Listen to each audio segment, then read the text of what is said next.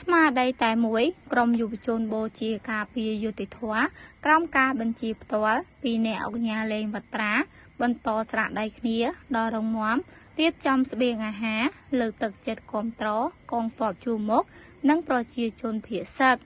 ក្នុងកាលៈទេសៈស្មារតីតែមួយការពីជាតិពីខ្មាំងសត្រូវក្រុមយុវជនបូជាការពីយុត្តិធម៌ក្រោមការដឹកនាំរបស់អ្នកអង្គការលេងវត្រា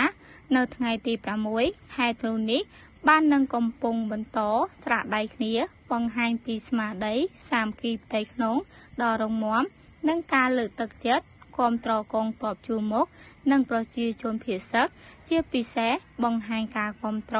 និងជឿជាក់សម្ដេចតេជោ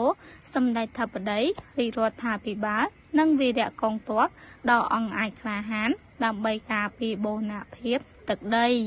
ចាប់តាំងពីមានការវាយប្រហារឈ្លានពានជាថ្មីពីសំណាក់យោធាថៃអ្នកអង្គការលេងវត្រាប្រធានសហព័ន្ធយុវជនបូជាការពារយុត្តិធម៌បានចាប់ក្រុមការងារយុវជនទាំងនៅរាជធានីភ្នំពេញនិងកំពុងឈរជើងក្បែរសមរភូមិ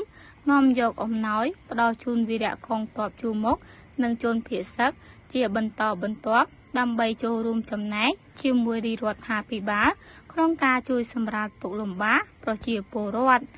ទឹកចិត្តរបស់ប្រជាពលរដ្ឋខ្មែរពេលនេះជាពិសេសស្មារតីសាមគ្គីភាពកាន់តែរឹងមាំរបស់ក្រុមយុវជនបានបង្ហាញឲ្យឃើញនៅកម្លាំងដ៏រឹងមាំនៃមហាសាមគ្គីជាតិខ្មែរក្នុងកលៈទេសៈដែលប្រទេសជាតិកំពុងជួបប្រទះនឹងការលំបាកដោយសារការឈ្លានពានពីប្រទេសជិតខាងនៅពេលជាតិខ្មែររួបរวมគ្នាគ្មានអំណាចណាអាចបំបែកបាក់បានសូម្បីតែកម្លាំងយោធានិងអាវុធក៏មិនអាចឈ្នះស្មារតីសាមគ្គីជាតិបានឡើយនេះជាមូលហេតុតែមហាសាមគ្គីជាតិតែងតែជាកម្លាំងស្នូលសម្រាប់ការពារប្រទេស